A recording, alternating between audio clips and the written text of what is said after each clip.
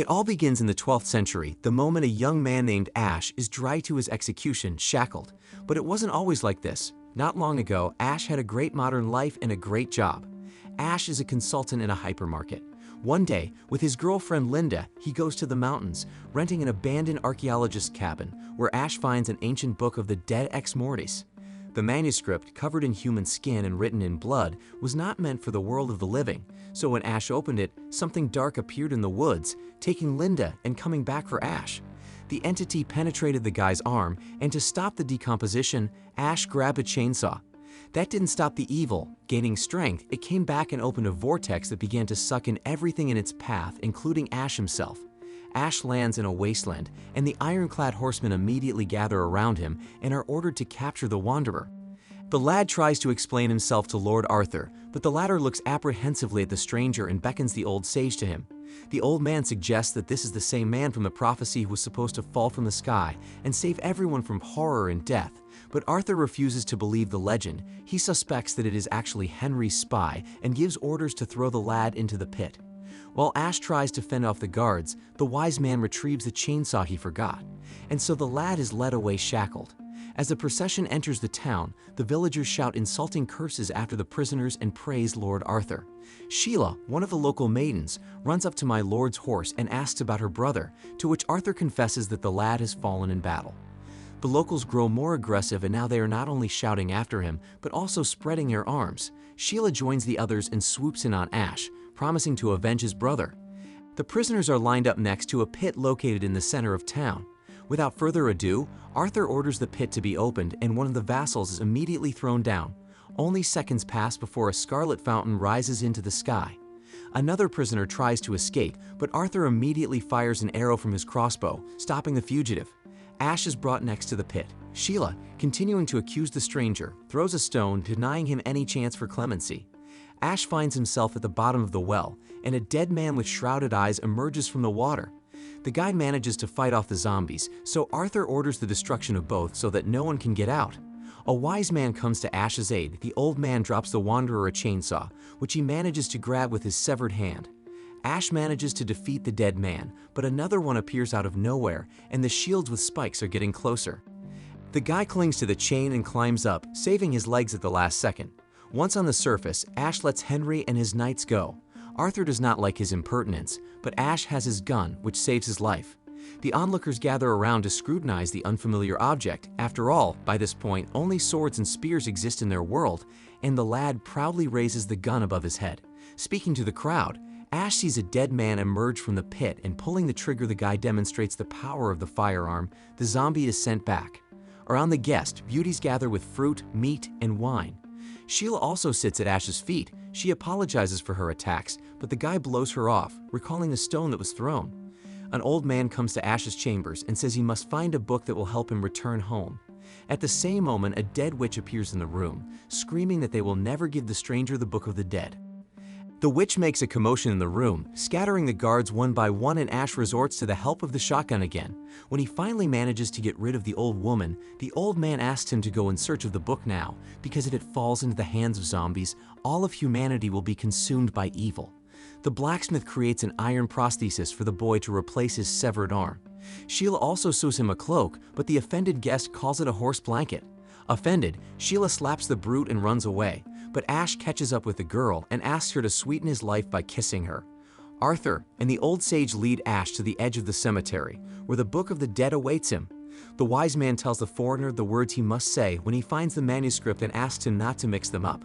The traveler finds himself in a misty forest. Suddenly, Ash sees something terrible rushing at him, and he tries his best to escape, but after hitting a branch, the traveler falls into the swamp and has to keep running on foot. Ash takes refuge in the old mill, but the entity breaks down the door, much to the dismay of the Wanderer, but at some point the knocking stops. The stranger builds a fire in the fireplace, and suddenly he sees his reflection in a large mirror. The boy breaks the mirror, and from the dozens of fallen shards his miniature copies emerge into the room. Armed with pitchforks, they attack the giant, frightening him again. Ash tries to fight back, getting rid of one of the little doppelgangers, but the midgets are good and they make the giant faint. When Ash wakes up, he is tied to the floor. The midgets make him open his mouth and one of his attackers dives in. Finally untangling the ropes, Ash tries his best to kick the tiny copy out of him, but even the steep boiling water doesn't help. In addition, an eye appears on the guy's shoulder, followed by a head, a torso, and finally a separate Big Ash. The double finally separates from Ash and appears to be his bad half. The guy immediately eliminates the copy and takes it back to the mill to cut it up into pieces and bury it deep in the ground. Moving on, Ash finds an altar, but it turns up 3 identical books at once. Unsure which one to choose, the boy opens the first one he sees and is drawn into the vortex that ends up inside.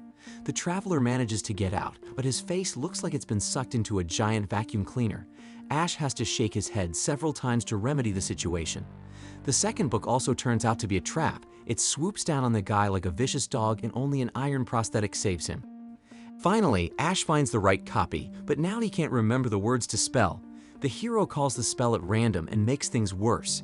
Dead men start appearing from under the ground, and even in the city everything goes upside down. Bony arms pin Ash to the ground, but he manages to escape and make it to his horse. As the lad rushes for the city walls, his doppelganger emerges from the pit to exact his revenge.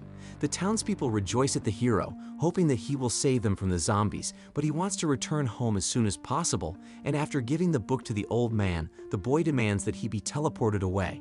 Upon learning that the traveler's words are wrong, the wise man grieves him. Not only can he not return, he has also condemned mankind to destruction.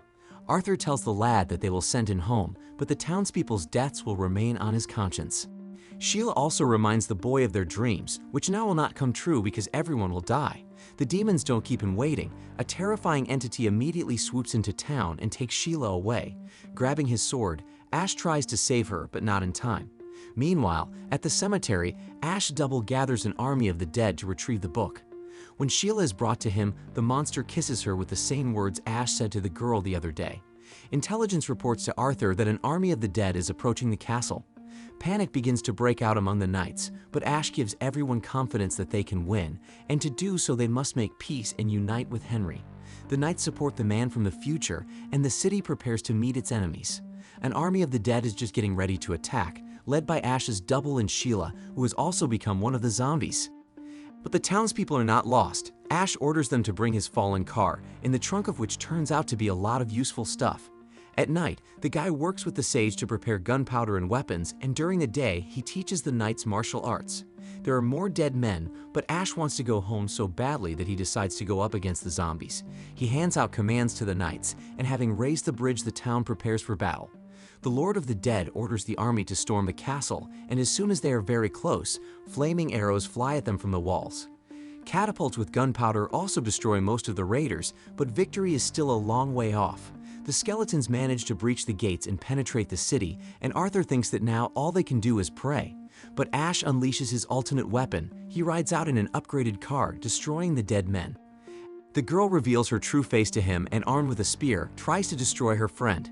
He manages to fight back, but the townspeople are defeated and the skeletons are about to get their hands on the book. Henry and his men come to the aid of Arthur's army, and while the armies fight, Ash climbs the tower to protect the book from his double. The lad single-handedly tackles a crowd of dead men and throws Sheila off the wall, who is trying to stop him. But now the hardest battle awaits him, a battle with himself to save the book and return home. No matter what Ash does, the doppelganger picks up his knuckles each time and comes back with renewed vigor. Eventually he manages to push Ash off the wall, and as he falls, the guy sees that the fuse is about to set the gunpowder bag on fire. After luring the zombie lord to him, Ash knocks the book out of his hand and launches the skeleton along with the bag, thus solving 2 problems at once. The remaining dead men escape, and the townspeople celebrate their victory. Sheila is left lying on the ground, and when it is over, the girl returns to her normal state and throws herself on her mate's neck. Suddenly, Arthur's and Henry's armies rise up against each other again, but Ash manages to reconcile them and peace reigns in the city. The elder brews a potion and tells Ash the spell he must repeat in order to return to his world. Before he does, the boy goes for a walk with Sheila to say goodbye and kiss her one last time. The whole story Ash tells the next day to his colleague, who doesn't really believe in the zombie tale or that an ordinary consultant could become a king. But the story impresses a long-legged, beautiful customer, and she flirts with the hero. Suddenly it gets dark in the hypermarket, and one of the dead girls that Ash accidentally led into his world appears, having once again made a mistake with a spell. Already knowing what to do, the boy grabs a gun from the window and strips the witch, becoming king in his world and conquering his new girlfriend.